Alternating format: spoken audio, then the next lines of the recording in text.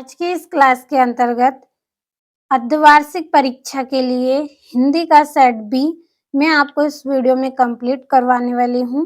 तो कक्षा 10वीं के जितने भी विद्यार्थी हिंदी में अच्छे अंक लाना चाहते हैं तो पूरा प्रश्न पत्र कंप्लीट आप करके ही जाएं। तो चलिए ज़्यादा समय भी आपका नहीं लूँगी और बिना किसी देरी के शुरू करते हैं पहला प्रश्न। तो फुल सॉल्यूशन के साथ आज की यह क्लास आपकी रहेगी। तो पहला प्रश्न सही विकल्प चुनिए। पहला है बाल गोविंद भगत क्या काम करते थे? खेती बाड़ी करते थे बाल गोविंद भगत। दूसरा है शब्द गुण कितने प्रकार के होते हैं? शब्द गुण 3 प्रकार के होते हैं। तीसरा है भोलेनाथ किसे देखकर सिसकाना भूल गए? अपने साथी बच्चों को खेलता हुआ देखकर भोलेनाथ सिसकाना भूल गए।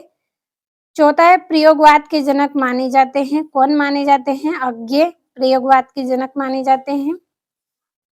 पांचवा है सुर सरावली के कवि का नाम क्या है? सूरदास जी है इनका नाम, सुर सरावली के कवि का नाम।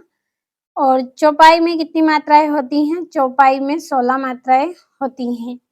अगला जो प्रश्न है उसमें आपको रिक्त स्थानों की पूर्ति करना है। पहला है अर्थ के आधार पर वाक्य डेढ़ प्रकार के होते हैं, 8 प्रकार के होते हैं। दूसरा है सांप को देखते ही गिरते पड़ते रोते चिल्लाते भाग चले। तो बच्चे सांप को देखकर गिरते रोते चिल्लाते भाग चले थे। तीसरा है तुलसीदास डेढ़ शाखा के श्रेष्ठ कवि हैं। राम भक्ति शाखा के श्रेष्ठ कवि हैं। कौन? तुलसीदास जी। चौथा है महाकाव्य में जीवन का डेढ़ चित्रण होता है। तो महाकाव्य में जीवन का संपूर्ण चित्रण होता है। पांचवा छंद 2 प्रकार के होते हैं। जो छंद है वो कितने प्रकार के होते हैं? 2 प्रकार के होते हैं। छठा है बाल गोविंद भगत का बेटा डेढ़ था। तो जो बाल गोविंद भगत है उनका बेटा कैसा था? सुस्त तथा बोधा उनका बेटा था। तीसरा प्रश्न आपका क्या है समझ लेते हैं उसको भी। तो ये रहा आपका तीसरा प्रश्न, सही जोड़ियां बनाइए। पहली जोड़ी है नाटक सम्राट, तो इसकी जोड़ी रहेगी जयशंकर प्रसाद। दूसरी है राम वृक्ष बेनीपुरी, इसकी जोड़ी रहेगी पिता के फूल। तीसरी है परिणामवाचक, तो इसकी जोड़ी आएगी क्रिया के परिणाम का बोध। चौथा है हिरोशिमा, तो इसकी जोड़ी रहेगी रेलगाड़ी में लिखा हुआ, रेलगाड़ी में लिखा था हिरोशिमा को। और वाराणसी या फिर उत्तर प्रदेश, तो इसकी जोड़ी रहेगी जयशंकर प्रसाद का जन्म स्थान है ये। और छठा है आवश्यकता से अधिक बढ़ा चढ़ा कर कहना, अतिशयोक्ति अलंकार है जिसमें क्या है आवश्यकता से अधिक बात को बढ़ा चढ़ा कर किया जाता है।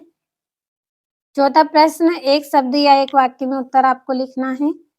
पहला है एक से अधिक अर्थ व्यक्त करने वाले शब्दों को क्या कहते हैं? अनेकार्थी शब्द कहते हैं। दूसरा है लोकोक्ति या कहावत किसे कहते हैं?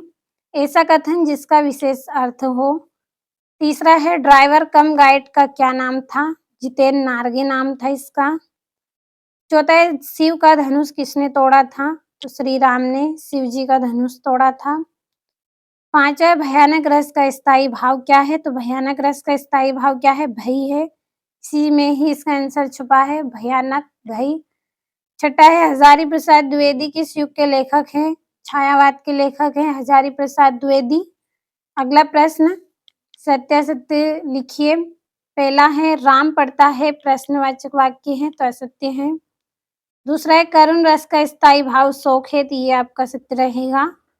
तीसरा है हिरोशिमा में परमाणु बम गिरा था, तो ये बात भी आपकी सत्य रहेगी।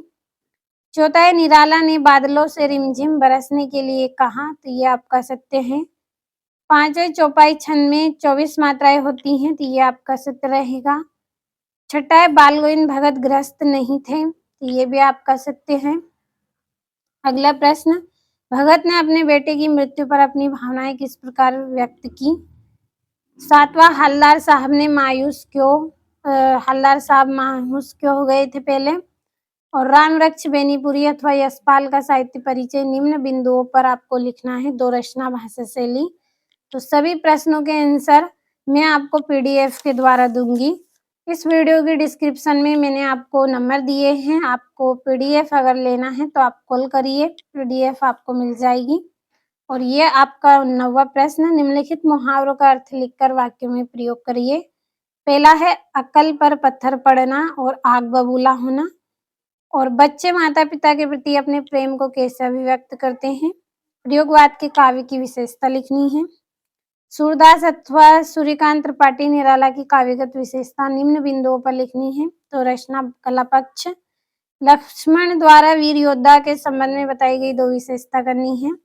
और होली के आसपास प्रकृति में जो परिवर्तन दिखाई देते हैं उन्हें लिखना है। पाटी मुक्तक, गे मुक्तक में अंतर आपको करना है।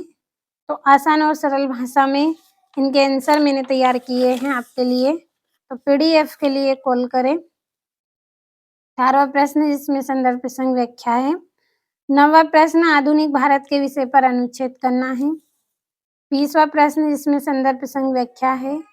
और लाउड स्पीकर बंद करने का निवेदन करते हुए जिला के जिलाधीश महोदय को आवेदन पत्र करना है आपको। और ये आपका 22वां प्रश्न जिसमें लगभग 120 शब्दों में आपको निबंध करना है। 23वां प्रश्न जिसमें आपको अपठित गद्यांश दिया गया है। तो एक-एक प्रश्न आज की इस वीडियो में इम्पोर्टेंट है आपके लिए। 9 दिसंबर के दिन एग्जाम देने से पहले आप इस सेट को कंप्लीट करके ही एग्जाम देने जाएं। पूरे प्रश्नों का निचोड़ इस वीडियो में मैंने आपको दिया है, तो कंप्लीट अच्छे से करिएगा।